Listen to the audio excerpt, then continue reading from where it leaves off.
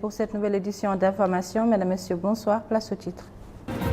Le Premier ministre présente le bilan de l'action gouvernementale 2016 et les perspectives pour 2017. C'était ce matin devant le Parlement.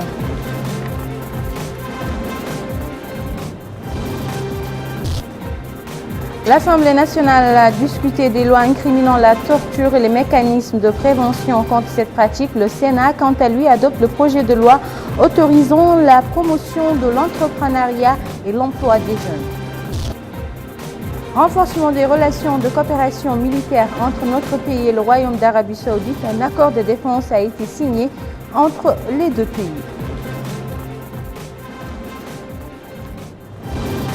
Merci de vous joindre à nous. Le Premier ministre Yahya Ould Haddamine a passé en revue l'action du gouvernement au cours de l'année écoulée et les perspectives de cette action. C'était au cours d'une séance plénière à l'Assemblée nationale présidée par le député Mohamed Ould Boili, le président de la Chambre basse.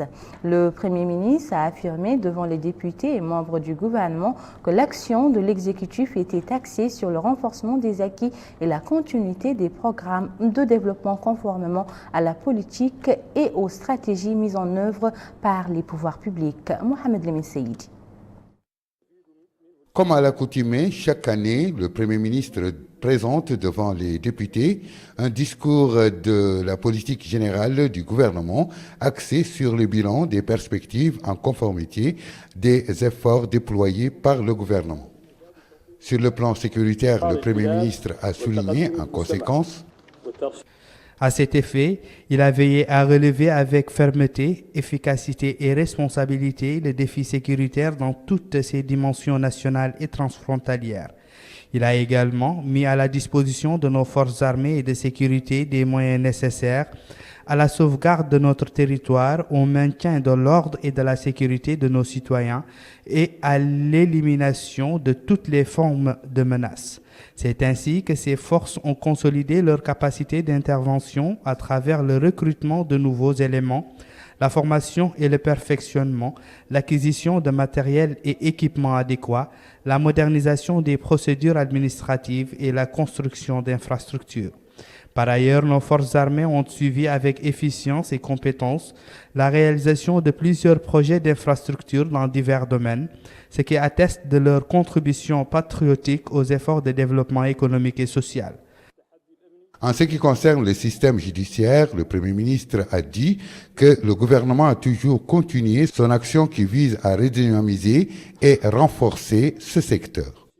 C'est dans ce cadre que s'inscrit l'adoption de la loi relative à la lutte contre les violences faites aux femmes et la loi relative à la lutte contre la corruption, ainsi que le toilettage des textes se reportant à la lutte contre le terrorisme et le blanchiment d'argent, en plus de la promulgation des textes d'application du Code du commerce. Il a été procédé également à l'opérationnalisation et l'équipement des juridictions spécialisées dans la lutte contre l'esclavagisme à Néman pour la zone de l'Est, à Arafat pour la zone sud et à Nouadhibou pour la zone nord. La construction des palais de justice et l'amélioration de la vie carcérale se poursuivent à travers la construction de nouvelles prisons et l'équipement de prisons existantes, tout en améliorant les conditions sanitaires et nutritionnelles des prisonniers et en consacrant le principe d'amnistie dans la politique pénale. Pour ce qui est des dimensions diplomatiques, économiques et administratives, locales et environnementales du gouvernement, le Premier ministre évoque. Sur le plan diplomatique et sur une impulsion forte de son Excellence le Président de la République, M. Mohamed Ould Abdelaziz, la poursuite d'une politique étrangère équilibrée a permis d'intensifier la présence de notre pays dans les activités internationales visant à consolider la paix et à promouvoir la coopération internationale tant au niveau bilatéral qu'au niveau multilatéral. À cet égard, la réussite remarquable du 27e sommet des États membres de la Ligue arabe organisé à Nouakchott au mois de juillet 2016 par notre pays constitue une preuve éclatante de la position de leadership qu'occupe désormais la Mauritanie sur la scène régionale et internationale. Concernant la gouvernance économique, le gouvernement a adopté une politique de rigueur et de diversification de l'économie nationale pour consolider les acquis et à veiller au maintien des grands équilibres économiques, à l'augmentation des investissements et à la poursuite des efforts de rationalisation des dépenses de l'État. Au chapitre de la mobilisation des ressources requises, le gouvernement a signé plus de 18 conventions de financement avec nos partenaires au développement pour une valeur globale dépassant les 140 milliards d'ouguiya. Ces ressources substantielles sont consacrées aux secteurs vitaux tels l'élevage, la pêche, l'agriculture, la sécurité alimentaire, l'énergie, la protection sociale, la gouvernance et l'environnement. La santé aussi a été évoquée par le Premier ministre.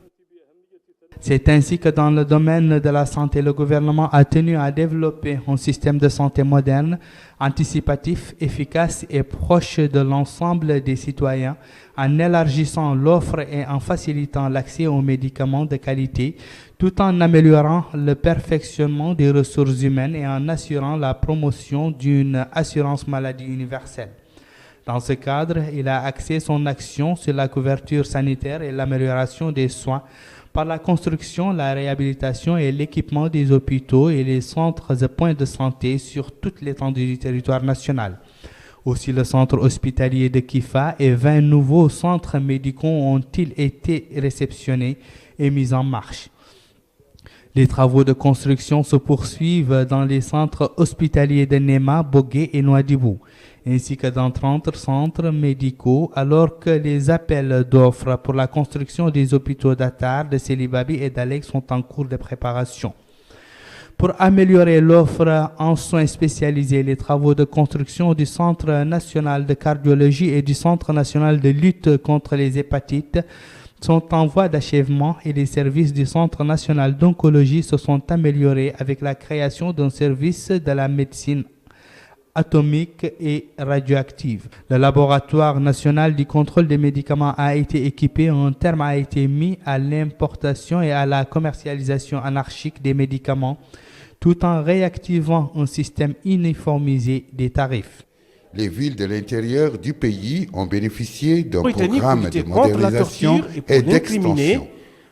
Le secteur halieutique n'était pas du reste. Les efforts déployés ont permis d'aboutir à des résultats substantiels puisque la production totale a atteint à la fin du mois de septembre dernier 500 000 tonnes, soit une augmentation de 35% par rapport à la même période de 2015, alors que les recettes provenant du secteur et versées au trésor public ont atteint 35 milliards d'ouguiya. Or, la compensation découlant de la convention avec l'Union européenne, ce qui représente une augmentation de 64% par rapport à la même période de 2015. Au cours de ces 9 mois de 2016, les exportations du secteur ont atteint 530,5 millions de dollars contre 385,9 millions de dollars pendant la même période de 2015, soit une augmentation de 37%, alors que les quantités exportées s'élèvent à 637 000 tonnes avec un accroissement de 35% par rapport à la même période de 2015. S'agissant des perspectives, le chef du gouvernement a donné une indication des grandes lignes afin de développer le pays. À son tour, le ministre de la Culture et de l'Artisanat, porte-parole du gouvernement, Dr Mohamed Lamine Ould-Cheikh, a passé en revue le bilan de l'action du gouvernement au cours de l'année 2016 et les perspectives pour l'année 2017 au nom du Premier ministre Yahya Ould-Hadmin. La cérémonie s'est déroulée au Sénat en présence du vice-président de la Chambre haute, El Hadj Abdoulba.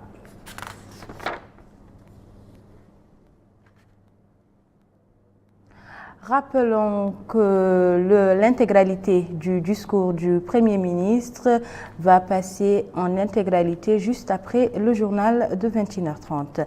L'Assemblée nationale a consacré sa séance plénière d'hier à la réponse du ministre de la Justice, Maître Brahim Bouldada, sur une question orale présentée relative à la loi et au mécanisme de prévention de la torture par le député Mohamed Ghoulam Ould El Hadj Cheikh. Bokar Baylaba nous en dit plus.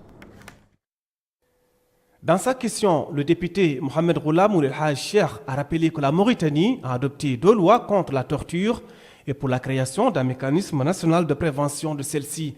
Il a ajouté que ces 2 lois ont été grandement saluées par les citoyens et ont été d'un grand apport pour notre arsenal juridique. Le député a précisé que malgré ces lois, il continue de voir de manière permanente des phénomènes contraires à l'esprit et aux dispositions des dites lois.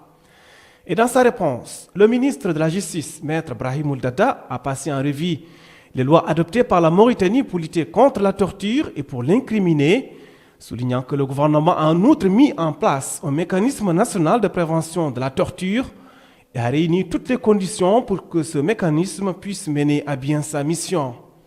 Il a précisé que ce mécanisme, pour lequel 112 millions de guillas ont été mobilisés cette année, précisant que ses membres ont bénéficié d'une formation dispensée par une association de lutte contre la torture basée à Genève pour leur permettre d'acquérir les compétences nécessaires et jouer leur rôle de manière professionnelle. Il a souligné que les prisons en Mauritanie sont ouvertes devant tous les membres de ce mécanisme. Il a aussi nié catégoriquement l'existence d'aucune forme de torture dans les centres de détention en Mauritanie. Le ministre de la Justice a rappelé que la responsabilité du maintien de la sécurité et de la stabilité revient au gouvernement. Les députés ont mis en exergue dans leurs interventions l'importance de cette question qui a permis d'éclairer l'opinion publique sur les mesures prises par le gouvernement pour lutter contre la torture, appelant à mettre les détenus dans les conditions appropriées garanties par la loi. La plénière au Sénat était consacrée à l'adoption du projet de loi autorisant la ratification de l'accord de prêt signé le 4 novembre 2016 entre le gouvernement de la République islamique de Mauritanie et le Fonds africain de développement. Abdoulaye Damaba.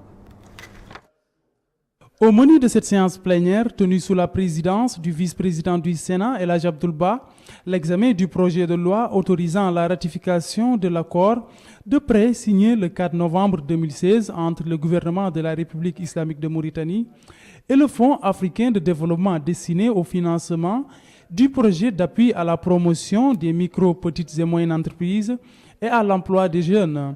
Après l'ouverture de la séance, l'exposé des motifs de ce projet de loi a été effectué.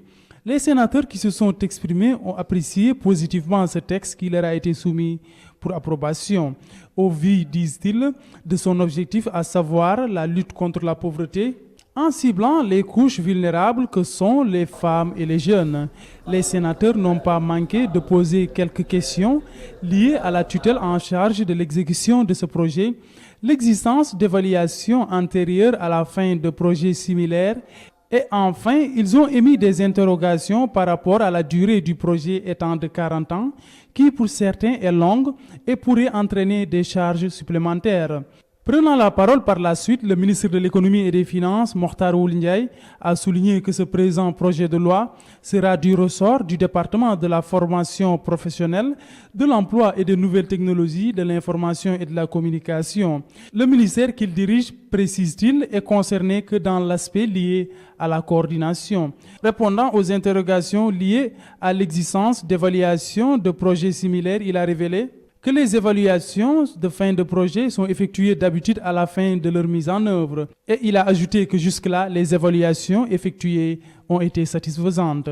Par rapport à la durée du prêt, le ministre de l'Économie et des Finances a souligné que les charges capitalisées par ce financement seront minimes et comportent un différé de 5 ans. Les sénateurs ont enfin adopté ce projet de loi. Toujours au niveau de cette Chambre, les parlementaires membres de la Commission des Finances ont étudié sous la présidence de Soumaré Oumar, président de cette commission, le budget du ministère de la Justice dans le cadre de la loi des finances initiale pour l'année 2017. Les sénateurs ont suivi un exposé détaillé des différents chapitres de ce budget, exposé présenté par le ministre de la Justice, Brahim Ouldada. Restons avec cette même commission qui a tenu une rencontre en présence de son président, ceci afin d'étudier le budget du ministère de l'Hydraulique et de l'Assainissement dans le cadre de la loi des finances initiale pour l'année 2017. Les sénateurs ont eu droit à une présentation sur les différents aspects de ce budget. Présentation effectuée par Mohamed Abdallahi Ould Ouda, ministre de l'Hydraulique et de l'Assainissement. Un accord de coopération militaire entre notre pays et le Royaume d'Arabie Saoudite a été signé ce matin dans les locaux du ministère de la Défense nationale. Cet accord porte sur la formation militaire et l'échange d'informations sécuritaires. Compte rendu Bokar Paylaba.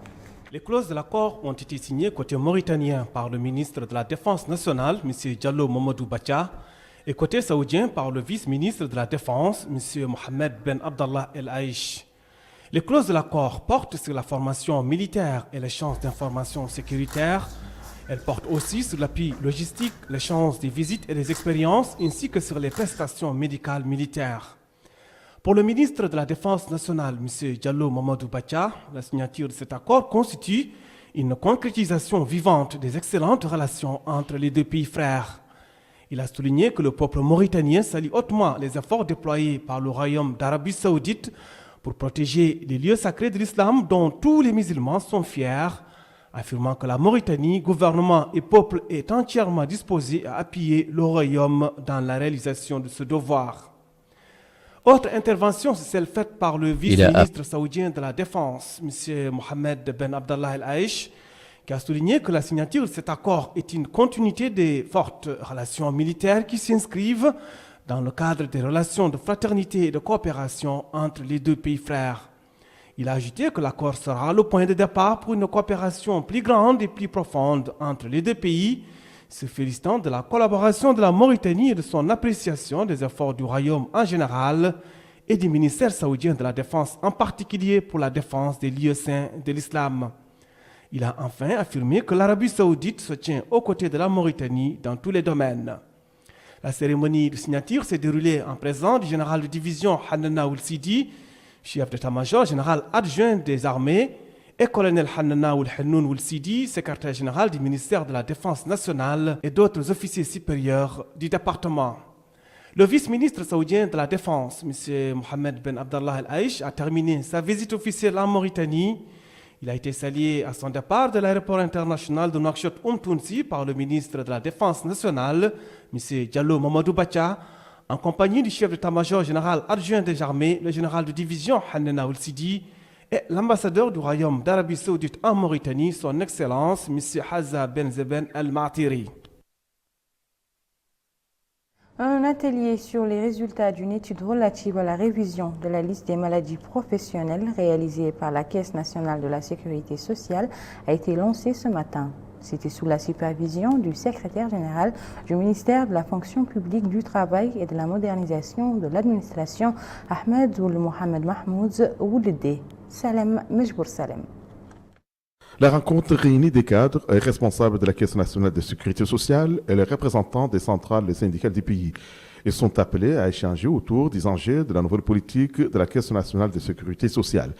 Politique notamment en matière d'identification des maladies professionnelles et de la prise en charge des cas des accidents liés aux conditions de travail. Il sera ainsi question et précisément des risques professionnels et des maladies irrélatives. Des questions qui ont servi de matière à débat pour les participants. Les participants qui ont suivi des exposés présentés par les experts en sécurité sociale. La sécurité sociale, l'une des priorités des autorités mauritaniennes, dira à l'ouverture de travaux le secrétaire général du ministère de la fonction publique, du travail et de la modernisation de l'administration. M. Ahmed Ould Mohamed Mahmoud Ouledé a pointé les mesures prises par le gouvernement mauritanien à travers la Caisse nationale de sécurité sociale en matière de protection des travailleurs, comme l'illustre l'étude relative à la révision des tableaux des maladies professionnelles. L'identification des maladies professionnelles en Mauritanie date des années 70. Des communications sur la question ont été vulgarisées au profit des participants peu après l'ouverture de travaux en présence de M. Sidi Ahmed Ould Mohamed El Mamoun, directeur général de la Caisse nationale de sécurité sociale. Voilà, mesdames et messieurs, c'était tout pour cette édition. Je vous en rappelle les titres. Le Premier ministre présente le bilan de l'action gouvernementale 2016 et les perspectives pour l'année 2017. C'était ce matin devant le Parlement.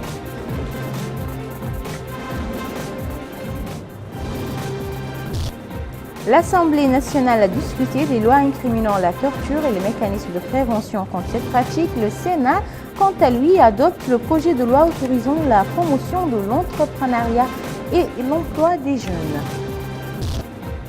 Renforcement des relations de coopération militaire entre notre pays et le Royaume d'Arabie Saoudite, un accord de défense a été signé entre les deux pays. Où que vous soyez, c'était un réel plaisir pour moi de partager avec vous ces moments d'information. Le JTF revient demain soir, comme chaque soir et à la même heure.